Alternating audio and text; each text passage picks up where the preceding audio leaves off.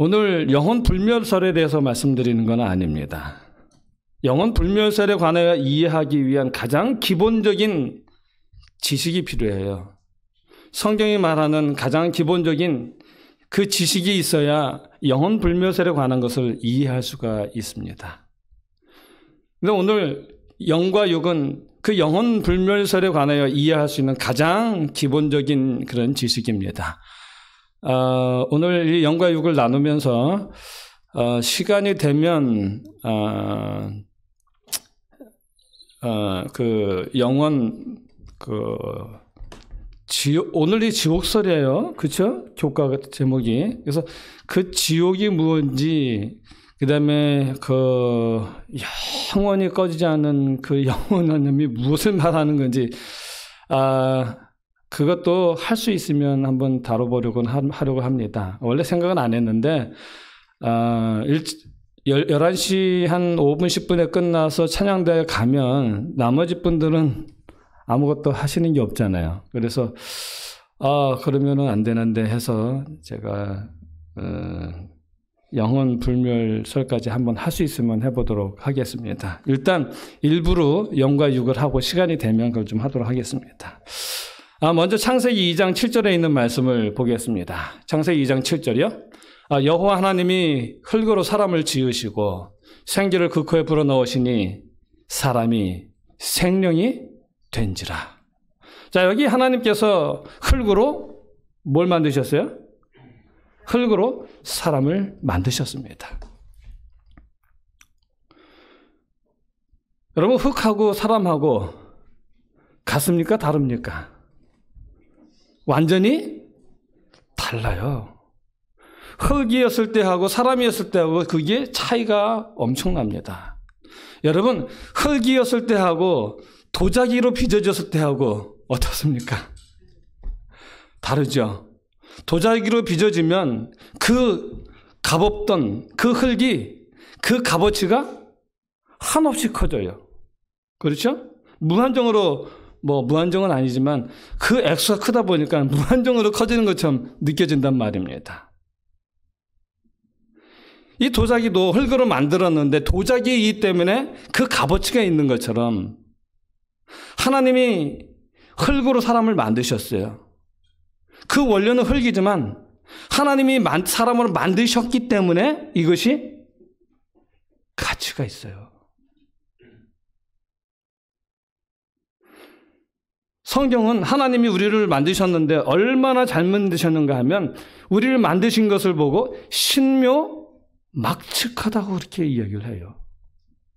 하나님 만드신 그 사람은 참으로 신묘막측합니다.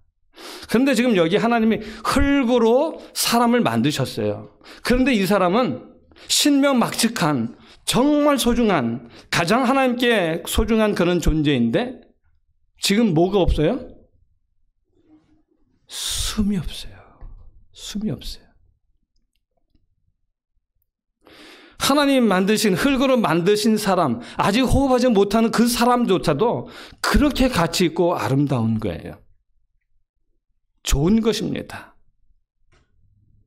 여러분, 요즘 AI 인간이라고 해가지고 그 사람 닮은 인형이잖아요. 그래서 인공지능을 가지고 있는 그 인형을 만들어요. 그래서 이것이 궁극적으로 사람들의 친구가 되어줄 것이고 사람들의 외로움을 달래줄 수 있을 것이다 라고 이야기를 합니다. 그 AI 엄청난 발명이고요. AI 인간이라고 말을 합니다. 지금은 어느 정도까지 그것이 그 발전이 이루어졌냐면 이 피부를 만드는데 그 피부에 우리의 그 푸르스름한 핏줄 있잖아요. 그 핏줄이 보이는 것처럼 거기까지 만든다 그래요. 대단하지 않습니까? 하지만 그 AI는 인간이라고 말하지만 기계예요. 기계입니다. 하지만 그거 굉장한 것이고 놀랍고 또 어떤 사람들에게는 굉장히 소중한 것입니다. 이렇게 하나님이 흙으로 사람을 만드셨는데, 그렇게 귀한 존재를 만드셨는데 그 사람이 호흡이 없어요. 그래서 하나님께서 그 사람에게 생기를 불어넣으시니 그가 뭐가 됐어요? 생령이 되었다라고 말을 합니다. 생령이 되었다. 생령, 여러분 무슨 뜻입니까? 제가 한문을 찾아봤어요. 찾아보니까 날생자의 신령령자예요. 그래서 제가 이걸 뭐라고 해석을 하면 좋을까라고 하다가 이건 제 해석입니다. 살아있는 영적인 존재라고 제가 이름을 붙였습니다. 괜찮습니까? 예. 그래서 사람을 생령이라고 하나님께서 부르셨습니다. 자, 그러면 하나님께서 사람을 흙으로 만드시고 생기를 불어넣으셔서 생령이 되게 하셨는데, 그렇다면 짐승은 하나님께서 뭘로 만드셨을까요? 하나님께서 짐승은 뭘로 만드셨죠? 확실하십니까? 네. 창세기 2장 19절을 보시면 여호와 하나님이 흙으로 각종 들짐승과 공중의 각종 새를 지으시고, 그리고 그 모든 짐승들과 새들을 아담 앞으로 다 데려오셨어요. 그리고 아담의 이름을 어떻게 짓나 보셨어요. 그리고 아담이 각 무엇을 일컫는 바가, 각 생물을 일컫는 바가 곧 그들의 이름이라. 그들의 이름이라. 자, 여기 하나님이 짐승을 무엇으로 만드셨습니까? 흙으로 만드셨어요. 흙으로 만드시고 호흡을 주셨을까요? 생기를 주셨지요. 그런데 사람을 만들 땐 생기라는 말을 쓰셨고 짐승에게는 안 쓰셨어요. 그냥 포함시킨 거예요. 그 이유는 공부를 하면 우리가 알게 됩니다. 흙으로 짐승을 만드셨는데 그 만드신 짐승들을 뭐라고 일컬었어요? 생물. 생물입니다. 생물은 뭐냐면 날생자의 만물물이에요. 그래서 제가 또 이걸 찾아가지고 막 저거 하다가 제가 이해하기 쉽게 그냥 썼어요. 살아있는 것. 맞습니까? 살아있는 건 맞잖아요. 살아있는 것입니다. 자, 그래서 우리 지금 살펴보니까 사람도 하나님이 흙으로 만드셨어요. 그리고 그 코에 호흡을 주셨습니다. 그리고 하나님이 짐승도 흙으로 만드셨어요. 그리고 그 코에 호흡을 주셨어요. 동일한 방법, 동일한 원료를 가지고 동일한 방법으로 사람도 만드시고 짐승도 만드셨는데 하나님께서 사람은 생령이라고 부르셨고 짐승은 생물이라고 부르셨습니다. 사람은 생물이라고 부르면 안 되나요? 생물이라고 하면 돼요, 안 돼요? 아, 이 세상은 생물 중에 하나예요. 그렇죠? 예. 그런데 성경은 생물이라고 하지 아니하고 생령이라고 부릅니다. 왜 그럴까요? 왜 똑같이 하나님께서 흙으로 만드시고 그리고 호흡을 주셔서 살아 움직이도록 만드신 동일한 존재인데 왜 하나는 생물이 되었고 하나는 생령이 되었을까요? 아, 우리 집사님 감사합니다. 자, 먼저 이 짐승들을 만드신 걸 먼저 한번 보겠습니다. 창세기 1장 20절로 25절입니다. 하나님이 큰 물고기와 물에서 번성하여 움직이는 모든 생물을 무엇대로요? 그 종류대로. 날개 있는 모든 새를 그 종류대로 창조하시니 하나님이 보시기에 좋았더라. 24절. 하나님이 가라사대 땅 생물을 그 종류대로 내되 육축과 기는 것과 땅의 짐승을 뭐대로요? 종류대로 내라 하시고 그 다음에 25절.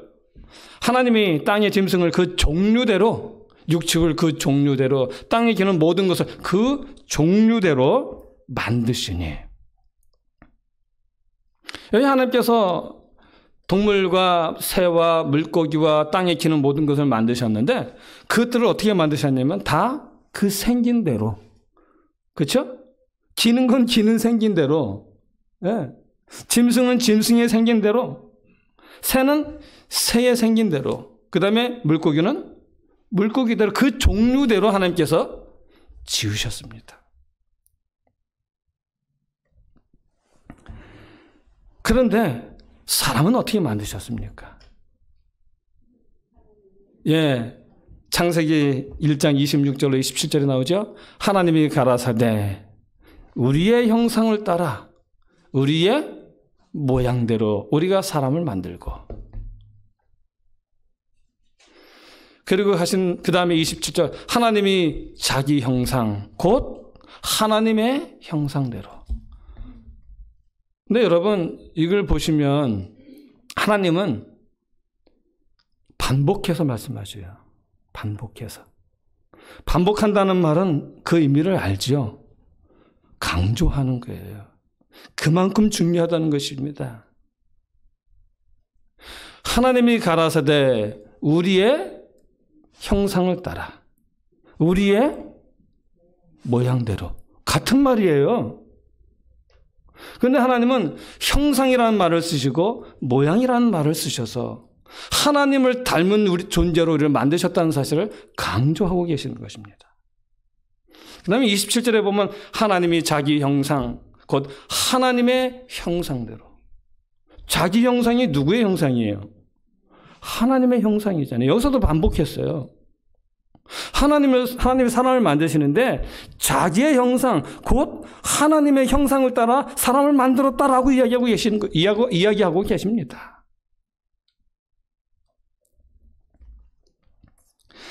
그만큼 하나님께서 사람을 당신의 형상을 따라서 만든 사실을 강조하고 계십니다.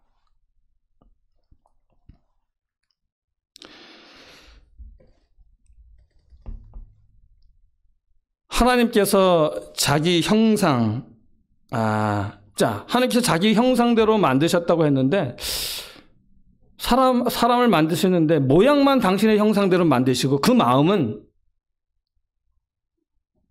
짐승의 마음을 가졌다면 어떨까요?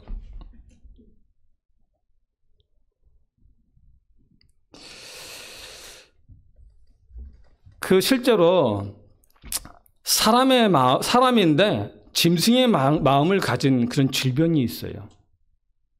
성경에 그 사람이 한 명 있어요. 누구죠? 느부갓네살 왕입니다. 느부갓네살 왕이에요. 느부갓네살 왕이 7년 동안 들에서 소처럼 풀을 먹었어요. 짐승처럼. 생긴 건 사람인데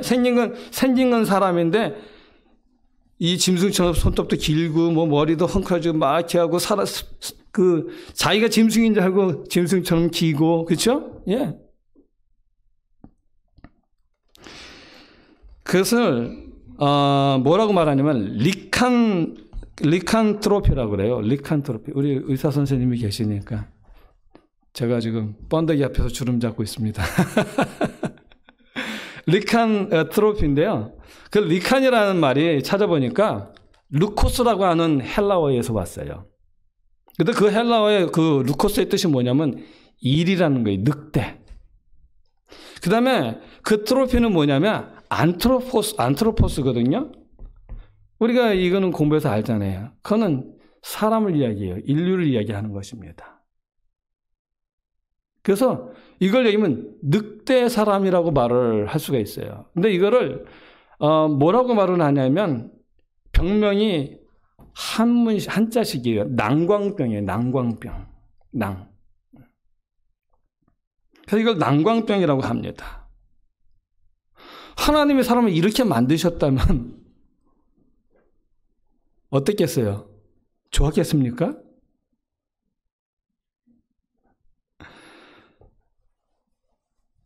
자, 저희 집사람이 싫어하는 말이 하나 있는데 드려야 될 것 같아요.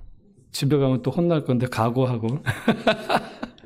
제가 결혼을 하고 1년 후에 저희 집사람이 어느 날 갑자기 저한테 그래요. 뭐라 그러냐면, 여보, 나 아이 낳고 싶어 그래요. 그러더니 하는 말이 뭐라 그러냐면, 머리끝부터 발끝까지 당신 꼭 빼닮은 아이를 낳고 싶어. 그러는 거예요.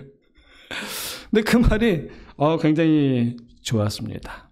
굉장히 좋았습니다. 그 말의 의미는 무엇입니까? 그 말의 의미는 사랑이 담겨 있는 거예요. 그렇죠? 예. 사랑이 담겨 있는 것입니다. 하나님께서 우리를 당신의 형상대로 지으셨다라는 말은 우리를 그렇게 사랑하신다는 말입니다. 당신의 사랑의 존재로 만드셨다는 말이에요. 잊을래도 잊을 수 없는, 포기할 수 없는 당신의 영원한 사랑의 존재로 우리를 만드셨다는 것입니다. 그래서 그분은 우리를 처음 만드실 때부터 우리가 죄를 지을 줄을 아셨대요. 그럼에도 불구하고 우리를 만들기를 포기하지 않으셨습니다. 그걸 아시면서도 하나님 우리에게 선택권, 자유의지를 주신 거예요. 만약에 그럴 것 같아서 자유의지를 안 줘버리면 어떻게 되는 거예요? 선택권이 없는 거잖아요. 그래서 하나님은 선택권을 주신 거예요. 그 선택권을 주시되 하나님은 한 방편을 마련하셨죠. 그 방편이 뭐냐 하면 십자가. 내가 이들을 이렇게 사랑하고 그리고 자유의지를 가지고 우리처럼 사랑하는 존재가 되기를 바라는 마음으로 창조하셨어요. 근데 그들이 혹 실패할 수도 있다. 그럴 경우에 어떻게 하면 좋을까? 그때에 우리 아들 하나님 되신 예수님께서 내가 그들을 위하여 죄의 삭을 치르겠다고요. 그래서 그분이 인간이 되셔서 이 땅에 오셔서 십자가에 달려 돌아가신 것이죠. 자, 이런 의미에서 볼 때에 하나님의 형상대로 지었다라는 말의 의미는 뭘까요? 하나님의 형상대로 지었다라는 말은요, 하나님께서 우리를 하나님의 마음을 받은 존재로 만드셨다는 말이에요.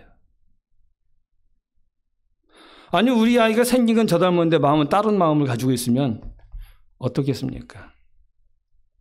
제가 미국에 2003년에 이제 그 텍사스 합회의 부름을 받고 올 때에 저를 굉장히 사랑하시던 한 분이 계세요. 일요일교회에서 오시고 그 박정희 대통령 시절에 꽤나 이름을 날렸던 그런 분인데 그분이 저한테 그래요.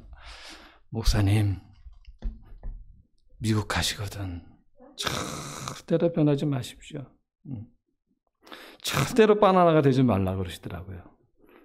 겉모양은 노란색인데 안에는 흰색이잖아요.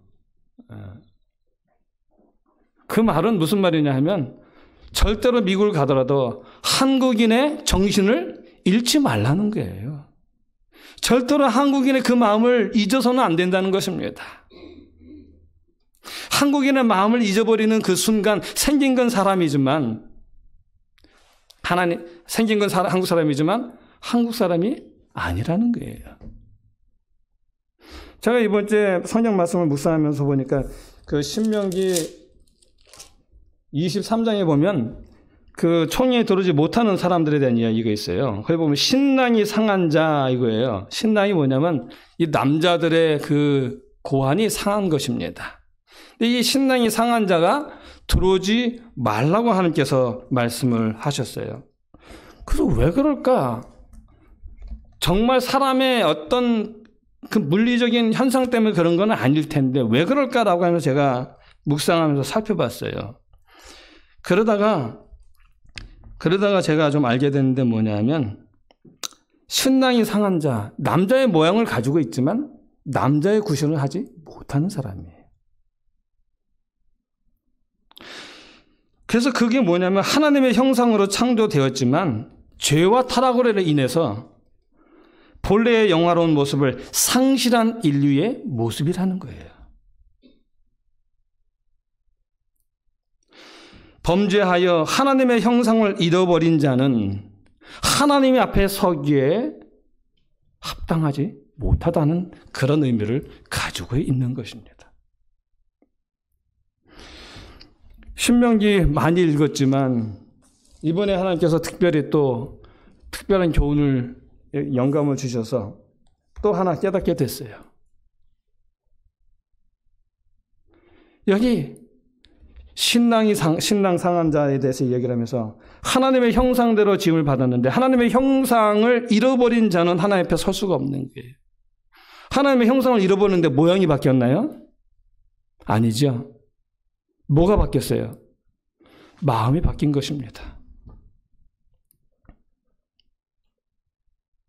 하나님의 정신을 받은 존재, 하나님의 마음을 받은 존재로 창조하셨는데 그게 바뀐 거예요. 지지난주 금요일 저녁에 가인과 아벨에 대해서 이야기를 하면서요. 그때 제가 말씀을 드리길 뭐라고 말씀드렸냐면 사람은 정신을 담는 그릇이라고 제가 말씀을 드렸었어요. 정신을 담는 그릇입니다.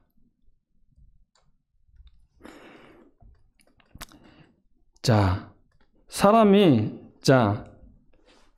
하나님의 정신을 담는 그릇이기 때문에 하나님 보시기에 생물이 아니라 뭐예요? 생령이에요. 그 이유를, 우리가 생령인 이유, 하나님께 우리를 생령을 창조하신 그 증거를 볼 수가 있는데 뭐냐면, 하나님께서 당신의 이름을 우리에게 알려주셨다는 거예요. 창세기 1장은 창조의 객관적인 창조의 계략입니다. 그런데 창세기 2장은 주관적인 창조의 계략이에요. 어떻게 주관적이냐면 사람의 창조를 중심으로 다시 설명하신 거예요. 그런데 창세기 1장에는 없는데 창세기 2장에만 많이 나오는 그런 말이 있어요. 그 말이 뭐냐 하면 여호와 하나님이라는 뜻입니다.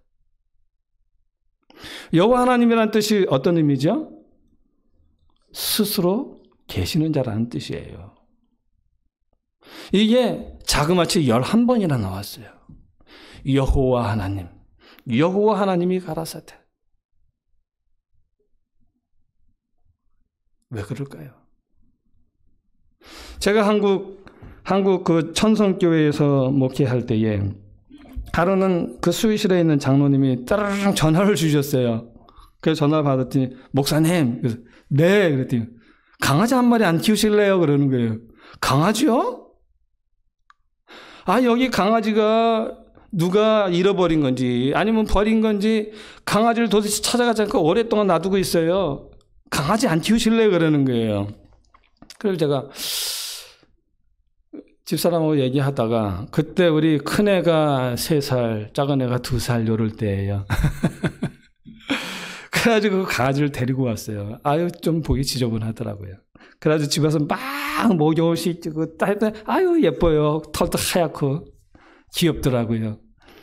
그리고 나서 그 강아지에게 제가 이름을 지어줬어요. 뭐라고 지어줬냐면 해피라고 지어줬습니다. 해피. 그래서 제가 했어요. 야, 너 이름은 해피다. 기억해라, 해피야. 그랬어요. 그리고 난 다음에 그 해피에게 제 이름은 안 가르쳐줬어요.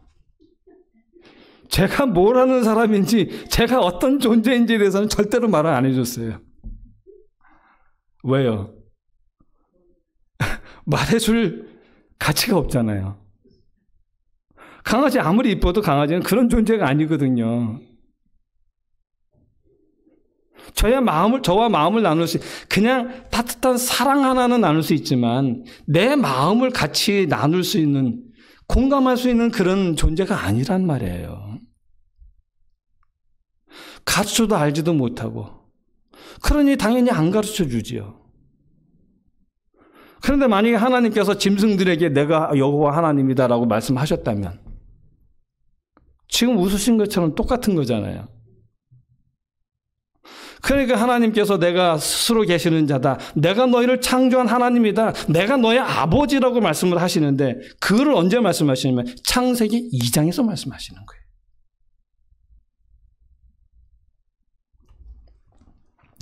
하나님의 이름을 사람에게 알려주셨다는 것. 그것은 바로 사람이 생명이라는 거예요. 생명. 하나님의 형상대로 지음을 받은 존재, 하나님의 마음을 받은 존재, 하나님의 생각을 받은 존재, 하나님의 스피릿을 받은 존재라는 것입니다. 제가 그 단어를 찾아봤는데요. 우리 임장로님도 계시고, 또 우리 이집사님도 계시니까. 그 영어 단어에 스피릿이라고 하는 단어 그 말이 들어가면 호흡과 관련된 말이래요.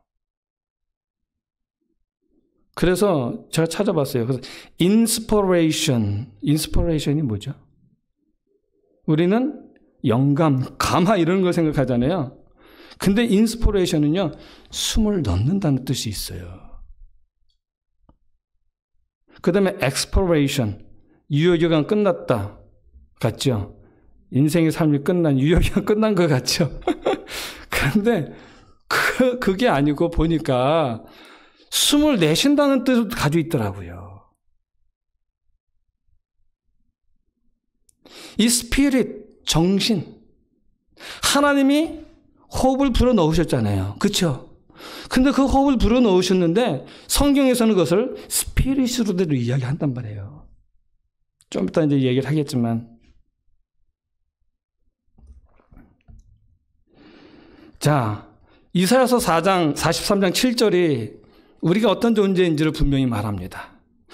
무릇 내 이름을 일컫는 자, 곧 내가 내 영광을 위하여 뭐한 자요? 창조한 자. 그렇습니다. 사람은 하나님의 영광을 위하여 창조된 자예요. 하나님의 영광을 반사하도록 창조된 존재들이죠. 다른 동물들과는 틀리단 말입니다. 여러분, 하나님께서 당신의 영광을 선포하셨어요. 모세가 하나님의 영광을 보여달라고 할 때 하나님이 그를 바위에 두시고 손으로 가린 다음에 내 뒷모습만 보리라 하시면서 하나님이 선포하신 내용들이 뭡니까? 네, 잘 아시니까 말씀 안 드릴게요. 하나님의 아름다운 사랑의 품성들이었습니다. 그래서 하나님의 영광을 위해 창조된 자라면 하나님의 그 아름다운 품성을 드러낼 수 있는 그런 자들이 되어야 돼요. 하나님의 마음을 가지지 않으면 절대로 있을 수 없는 일이죠. 그래서 하나님의 형상대로 지음을 받았다는 것은요, 하나님의 사랑의 대상이라는 뜻이고요. 하나님과 그 사랑을 나눌 존재라는 것이고요. 하나님과 교제를 나눌 존재라는 것입니다. 그 다음 장면입니다. 그리고 하나님을 기억할 존재라는 것입니다. 그래서 사람은 생물이 아니라 생령입니다. 생령이에요.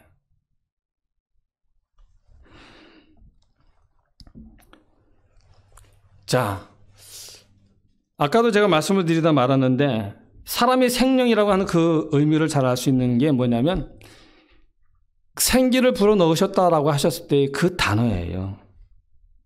그 단어가 생기인데 생기 그 단어가 그 원어들이 뭐냐면 세 단어가 있어요. 르악이라는 말이 있고 네펫이라는 말이 있고 푸시케라는 말이 있어요. 근데 실제로 생기라는 말에는 다른 말이 사용되어졌는데 그 말이 르악이라는 말과 같은 말이고 르악은 네페시와 같은 의미로 성경에서 사용되어집니다. 그 다음에 또 하나 있는 거 푸시케예요. 근데 그 의미들이 뭐냐면 호흡, 바람, 기운 이런 뜻을 가지고 있어요. 그래서 아까 제가 스피릿을 말씀드렸단 말입니다. 근데 이게 성경에서 389회나 쓰였어요. 그런데 그 중에 94회는 성령을 가리킬 때 사용되어졌어요. 그래서 그 성경을 그 번역하는 사람들의 주관에 따라서 또 문맥에 따라서 호흡으로 이야기하고 생기라고 이야기하고 기운이라고 번역하고 정신이라고 번역하고 마음이라고 번역하고 신이라고 번역하고 영이라고 번역을 한 거예요. 이 한 단어만 그 단어 하나의 뜻만 가지고 다 해석을 해버리면 해석이 안 돼요. 영어가 그렇잖아요? 그렇죠? 거기에 맞는 그 문장에서 그 문장을 읽을 때 그 문장에 맞는 뜻으로 적용을 해야지 다른 걸 갖다면 엉뚱한 번역이 되는 것은 똑같단 말입니다. 그 여기 생기 이 그 말에는 정신, 마음 이런 의미가 담겨져 있어요. 자, 한번 보겠습니다. 사람이 왜 그 정신, 스피릿, 마음이 중요한가? 자, 창세기 6장 1절로 3절입니다. 창세기 6장 1절 3절에 보면 사람이 땅 위에 번성하기 시작할 때에 그들에게서 뭐가 나요? 딸들이 나니. 자, 여기서 딸들이 원래 있었어요? 딸들이 나온 거예요?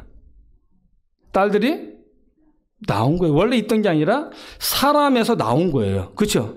사람이 요거 이해 잘 하셔야 돼요. 중요합니다. 사람이라는 존재가 있어요.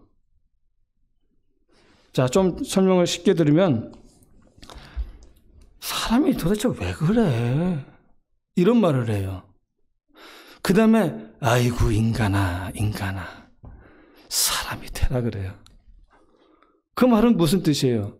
우리가 정의 내리고 있는 사람이라고 하는 그 정의가 있다는 말이에요. 여기 하나님께서 사람이라고 하실 때 하나님이 내리신 그 사람에 대한 정의가 있었어요. 근데 그 정의된 사람이 있었는데 그 사람들이 땅에 그 번성하기 시작할 때 그들에게서 뭐가 나와요? 사람의 딸들. 하나님의 그 2절에 보면 하나님의 아들들이 그랬어요. 그러면 그 땅에 번성하기 시작했던 사람들이 누구였냐면 하나님의 아들들이에요. 그 다음에 그들에게서 딸들이 났다 그래요. 자, 그래서 2절에 보면 하나님의 아들들이 사람들의 딸들의 아름다움을 보고 하늘로 갔다 땅으로 내려왔네요. 표현이. 그렇죠? 조금 감이 잡히기 시작하십니까? 예. 제가 감 잡으시라고 지금 이 전체적인 걸 이렇게 윤곽을 잡아드리고 있는 거예요. 그 다음에 3절에 보면 여호와께서 가라사대 나의 신이 영원히 사람과 함께하지 아니하리니 이는 그들이 육체가 됨이니라. 여기 이야기합니다. 사람들이 육체가 됐다고 하나님이 함께하시지 않는다. 말씀을 하셔요. 왜냐하면 왜 육체라고 말씀하셨냐면 10분에 찬양대 나가셔도 됩니다. 예. 여호와께서 가라사대 나의 신이 영원히 사람과 함께하지 아니하리니 사람과 함께하지 않기 때문에 그런 거예요. 사람과 함께하지 아니하는 존재들 지금 뭐라고 말하냐면 육체라고 말을 해요. 그러면 딸들이라는 말들과 사람의 딸들이라는 말들과 하나님의 신이 함께하지 아니하는 존재가 다 같은 말이에요. 그 존재들을 뭐라고 말하냐면 육체라고 말을 하는 거예요. 반면에 하나님의 아들들은 뭘까요? 하나님의 신이 함께하는 존재들이지요. 그래서 그 로마서 8장 14절에 보면 이렇게 이야기를 합니다. 살아남는 이들에도 그 설명이 있긴 있는데요. 뭐라고 하냐면 살아남는 이들 62페이지에 셋의 후손은 하나님의 아들들로 불리웠고 가인의 후손은 사람의 아들들로 불리웠다라고 말을 해요. 왜 그럴까요?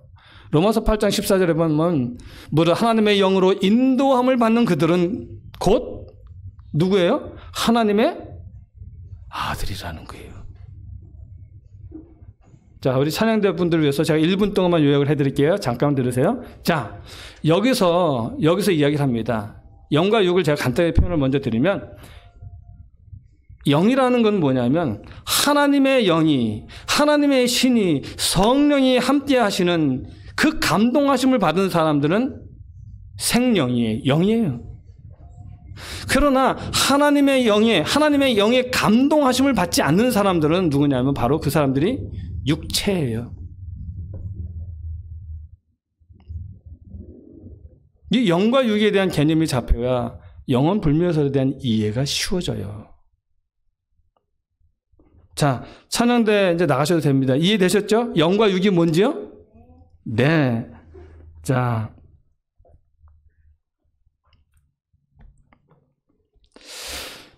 제가 가인과 아벨에 대한 이야기를 여러분들에게 말씀을 드렸었어요.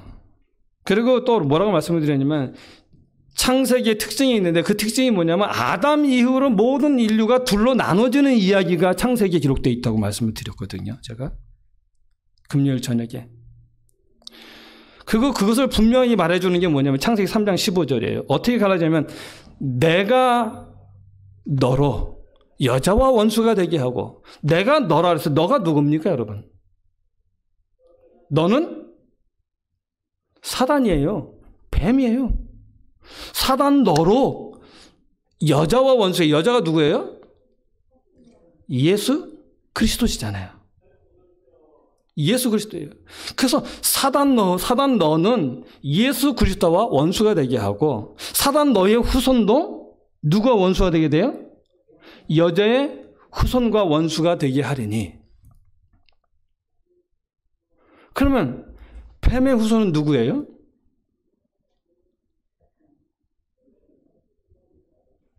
그 다음에 여기 여자의 후손은 누굽니까?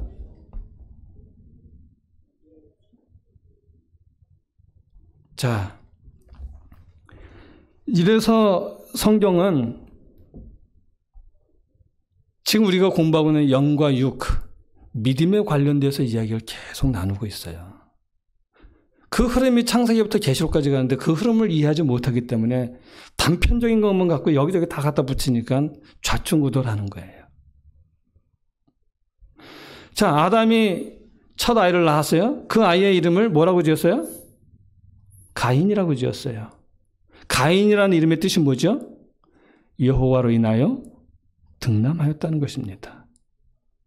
아담의 마음속에 무슨 소망을 갖고 지은 거예요? 이 아이가 약속된 여자의 후손이기를 바란 거예요.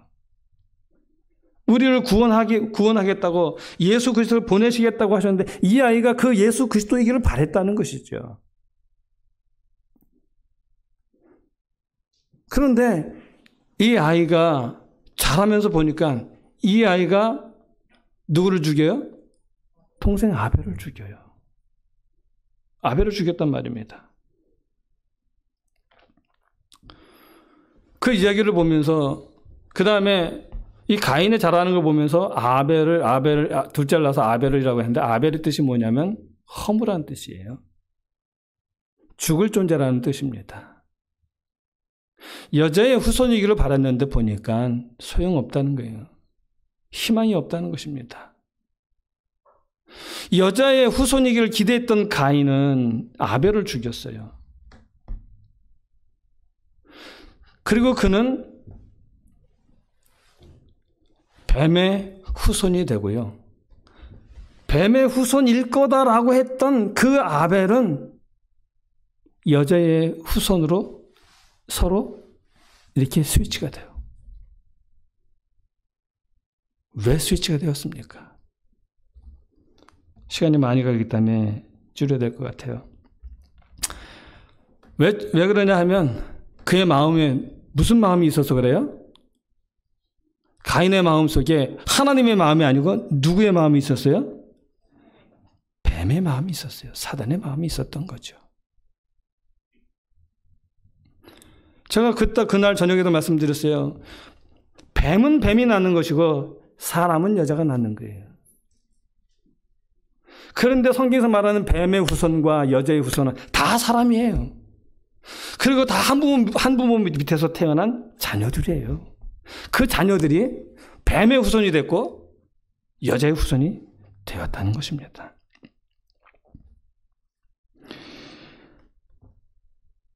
설명은 줄이면서 제가 좀 그냥 보여드릴게요. 마태복음 그 3장 죄송합니다. 마태복음 1장 1절로 6절에 보면 예수 그리스도의 족보가 나타나는데요. 그 족보 중에 특이한 게 있어요. 유다는 다말에게서 다말이 누굽니까? 가나안 여인이죠. 가나안 여인이 돼 유다의 며느리예요. 그 다음에 라합이 나옵니다. 라합이 누굽니까? 여기도 가나안 여인이에요. 그렇죠? 기생 라합이에요. 그 다음에 보아스는 롯에게서 했는데 롯이 아니라 룻입니다. 죄송합니다. 룻에게서. 룻은 어디 여인이에요? 이스라엘 여인인가요? 모압 여인이에요. 여호와의 총에 영원히 들어오지 못하리라고 했던 그 모압 여인이에요. 그 다음에 6절에 보면 이새는 다윗 왕을 낳으니라. 다윗은 우리아의 아내에게서, 우리아의 아내가 이름이 없어요? 있죠. 바세바예요. 그런데 굳이 우리아의 아내라고 썼어요. 일부러 마태는. 세리 마태죠. 세리 마태가 말하는 것은 나도 구원받을 수 있어. 예수님의 족보는 그 혈통을 따라 된 것이 아니라 믿음으로 된 것이야. 그러므로 이 세리인 나도 믿음으로 구원받을 수 있어라고 하는 것을 이야기한 거죠. 예수님의 족보 이야기는 믿음의 이야기고 믿음의 이야기는 하나님의 마음, 스피릿을 가진 사람들의 이야기인 것입니다. 그 다음에 마태복음 3장 7절로 9절에 보면 우리가 잘 아는 거예요. 침례 요한이 말하죠. 독사의 자식들아, 바리새인과 사두개인들을 보고 그렇게 한 말이에요. 그래서 하는 말이 뭐냐면 회개에 합당한 열매를 맺으라고 이야기를 하죠. 그 사람들이 정통 유대인들인데요. 하나님의 율법에 관하여는 안식일에 관한 최고의 열심을 가지고 있는 사람들인데 그런데 독사의 자식들이에요. 그 다음에 이제 요한복음에 보면은 39절부터는 너희가 아브라함의 자손이면 아브라함에 뭘 해요? 행사를 할 것이오늘 너희는 너희 아비의 행사를 하는도다. 너희 아비가 누군데요? 44절에 나오죠. 너희는 너희 아비 마귀에게서 났으니. 이 독사의 자식이라는 마태복음의 3장의 이야기와 요한복음 8장의 이야기는요. 생김새를 이야기하는 것이 아니고요. 그 사람들의 마음이 누구의 마음을 가졌느냐를 이야기하고 있는 것입니다. 그래서 갈라디아서 5장에 보면 이제 거의 다 돼갑니다. 갈라디아서 5장 16절 22절에 보면 내가 이르노니 너희는 성령을 쫓아 행하라. 그리하면 뭐의 욕심을 이루지 아니해요? 육체의 욕심을 이루지 아니하리라. 그리고 또 하는 말, 육체의 소욕은, 육체가 뭐죠, 여러분? 이제 아셔야 돼요. 육체가 뭐죠? 하나님의 마음이 없는 사람, 그 스피릿이 없는 사람이에요. 그래서 그 육체의 욕심을 따라서 살아가는 거죠. 육체의 소욕은 성령을 거스리고 성령의 소욕은 육체를 거스리나니 이 둘이 서로 대적함으로 너희의 원하는 것을 하지 못하게 하려 함이니라. 그 다음에 19절에 보면 육체의 일은 현저하니 곧 음행과 더러운 것과 호색과 우상숭배와 술수와 원수를 맺는 것과 분쟁과 시기와 분냄과 방지는 것과 불례함이라. 이단과 투기와 술취함과 방탕함과 또 그와 같은 것들이라. 이런 일을 하는 자들은 하나님의 나라를 유업으로 받을 것이다? 받지 못할 것이요. 그 다음에 22절부터요.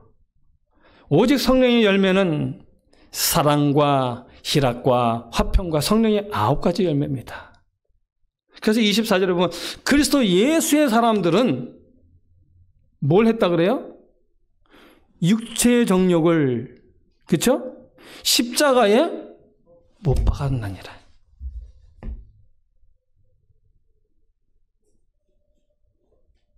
그 다음에 25절, 만일 우리가 성령으로 살면 또한 성령으로 행할지니라.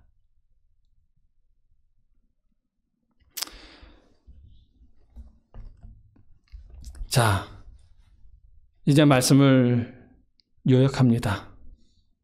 하나님께서 사람을 축복하셨어요. 남자와 여자를 만드시고 그 축복하시고 그들의 이름을 사람이라고 하셨다고 했습니다. 하나님이 명명하실 때 그 사람은, 하나님의 개념은 하나님의 마음, 하나님의 스피릿을 가진 사람이었습니다. 그런데 거기서 사람의 딸들이 나왔어요. 뱀의 후손이 나온 것입니다. 어저께도 우리가 가인의 족보를 살펴봤죠. 끝내 하나님을 모시지 않는 마음, 끝내 하나님을 저항하는 마음, 그 모든 것들 속에서 하나님을 원망하는 마음을 가지고 늘 살아가는 사람들, 하나님을 대적하는 사람들, 그들이 바로 가인의 후손들입니다. 하나님이 정의하신 그 사람은 바로 하나님의 영이 함께하는 사람이에요. 그가 생명이죠. 하나님의 마음을 가진 사람입니다. 그들을 일컬어서 성경은 영이라고 말을 해요. 영. 그리고 육은 뭐냐면 하나님의 영이 함께하지 않는 사람들이에요. 하나님의 마음이 아니라 뱀의 정신, 사단의 그 마음을 가진 사람들. 가인이 사단의 마음을 받게 된 것처럼 그 사단의 마음을 가지게 된 사람들을 뱀의 후손, 뱀의 자식이라고 그래요. 독사의 자식이라고 하죠. 그들을 육이라고 부르는 것입니다.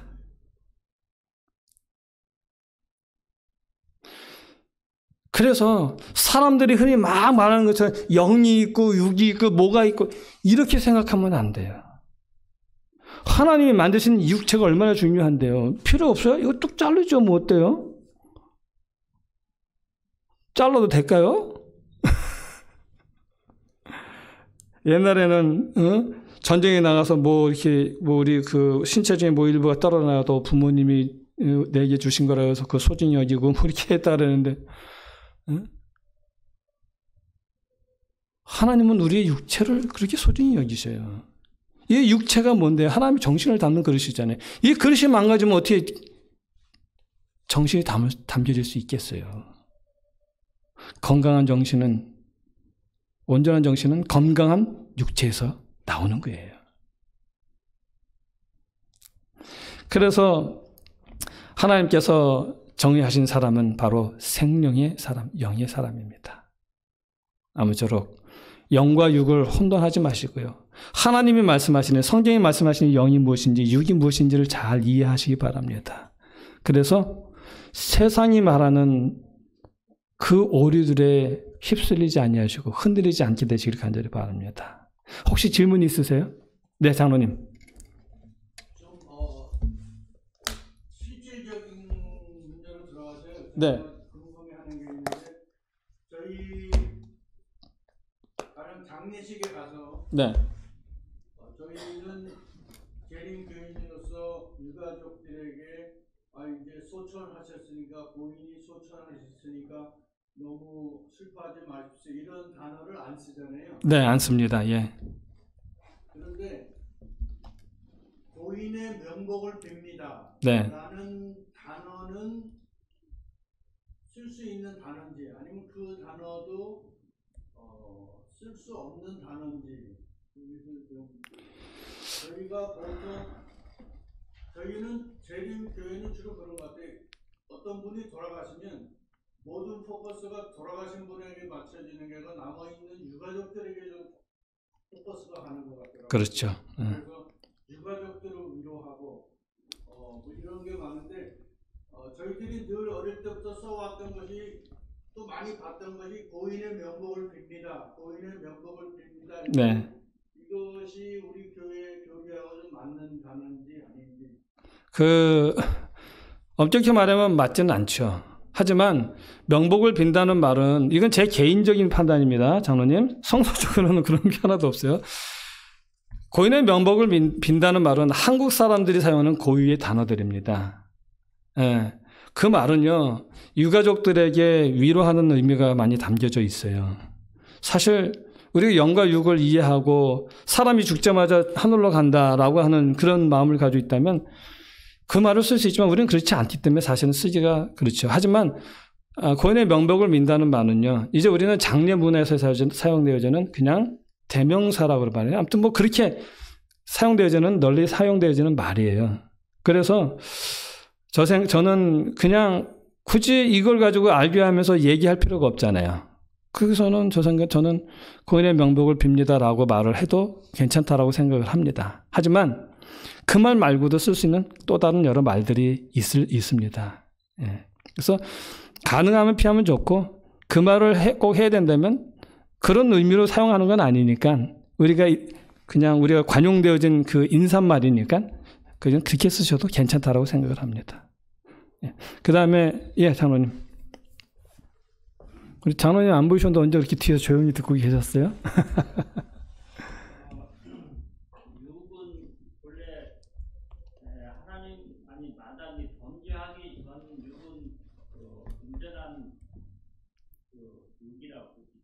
예.